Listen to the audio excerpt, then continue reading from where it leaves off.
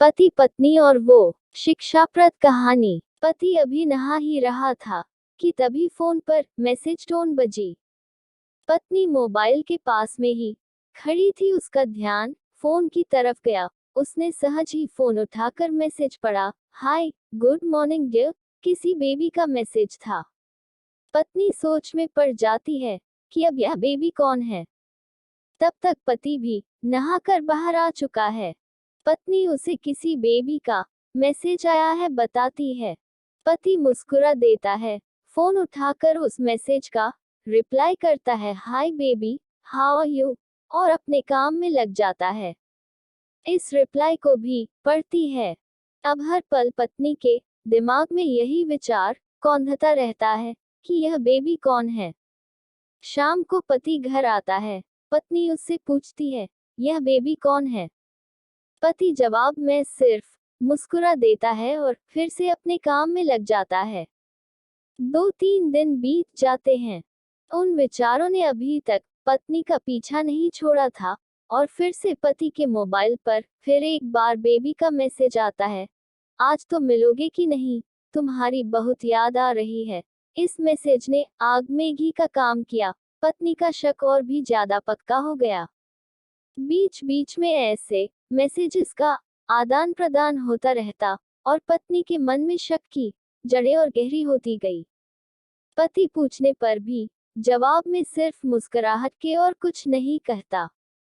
यह शक गुस्सा बनकर तब ज्वालामुखी की तरह फट पड़ता है जब एक दिन उसे अपने पति की जेब में सिनेमा की 2 टिकटें मिलती है।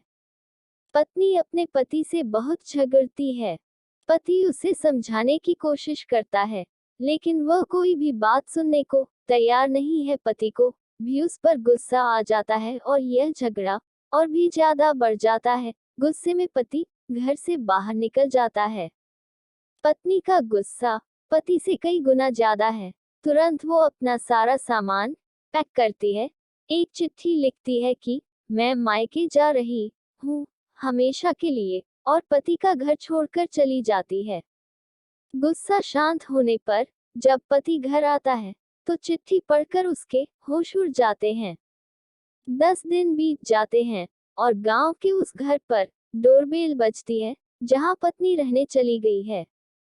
पत्नी दरवाजा खोलती है। दरवाजे पर 10 साल की एक छोटी बच्ची हाथों में चिट्ठी लिए खड़ी है। वह पत्नी को वह चिट्ठी देती है। बच्ची से वह चिट्ठी लेकर पत्नी चिट्ठी खोलकर पढ़ती है, डियर वाइफ, जिस बेबी की वजह से हम दोनों में इतने झगड़े हुए और तुम हमारा घर छोड़कर यहाँ चली आई, यह बच्ची जो अभी तुम्हारे सामने खड़ी है वही बेबी है। अनाथ आश्रम की एक प्यारी बच्ची इसी के साथ में बातें करता था, सिनेमा जाता था। पहली बार जब तुमने बेबी के बारे में पूछा था तो मैंने जानबूझकर तुम्हें नहीं बताया था। सोचा था थोड़ा मजाक करता हूँ, देखता हूँ तुम कैसे रिएक्ट करती हो, लेकिन मैंने यह कभी नहीं सोचा था कि तुम्हारा शक इतना बढ़ जाएगा कि तुम घर ही छोड़ दोगी। हाँ, सबसे जरूरी बात, यह तो बेबी है, वह किसी और की नहीं बल्कि तुम्हारी ही बेटी है। रुको, अपने आप को संभालो और आगे की बात ध्यान से पढ़ो। हमारे शादी के 2 साल पहले की यह बात है। तुम अपने कॉलेज के लास्ट ईयर में थी। तुम्हारे प्रोफेशन में नोट्स लेने के बहाने तुम्हें बुलाया था और तुम्हें चाय में इन नशीली दवा खिलाकर ना करने वाला काम किया था। इसमें तुम्हारी कोई गलती नहीं की थी, लेकिन कुदरत ने अपना काम किया और तुम्हारे पेट में इस बेबी को डाल दिया।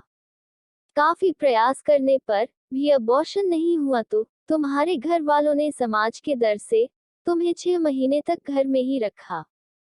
तुम्हारे पिताजी खुद एक डॉक्टर है, इसलिए यह बिन मांगा बच्चा बड़ी आसानी से बिना किसी को कनोकान खबर हुए इस दुनिया में आया। भविष्य में तुम्हारी शादीशुदा जिंदगी में कोई प्रॉब्लम ना हो, इसलिए तुम्हारे पिता ने इस बच्चे को गांव के एक अनाथ आश्रम में छोड़ दिया।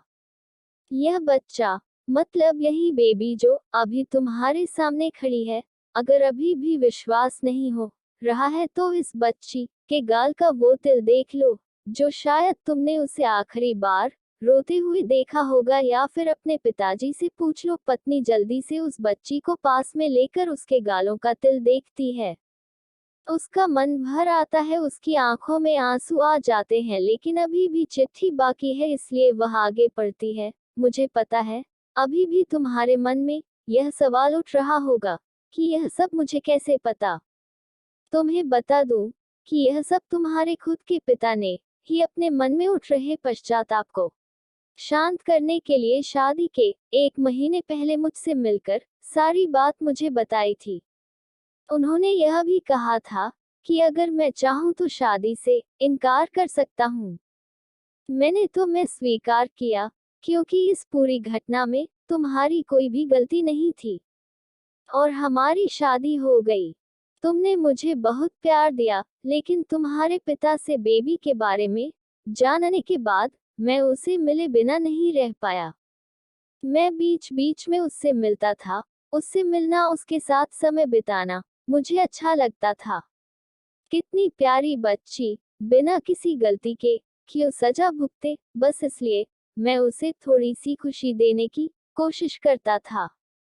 बस मुझे इतना ही कहना था। अब अगर तुम फिर से अपने घर आकर मेरे साथ रहना चाहो, तब और सिर्फ तभी गैलरी में आ जाओ। तुम्हारा और सिर्फ तुम्हारा डियर पति। बिना एक क्षण की भी देरी के पत्नी दौड़कर गैलरी में पहुंची, और रास्ते पर उसका पति एल खड़ा था, उसके चेहरे पर मुस्कान, कि पत्नी की आंखों में आंसू के पूर्व कारण कुछ भी हो, अपने दोनों के बीच में कभी भी सबको थोड़ी सी भी जगह मत दो, क्योंकि दुनिया में हर बीमारी का इलाज है, लेकिन शक नाम की बीमारी का कोई इलाज नहीं है।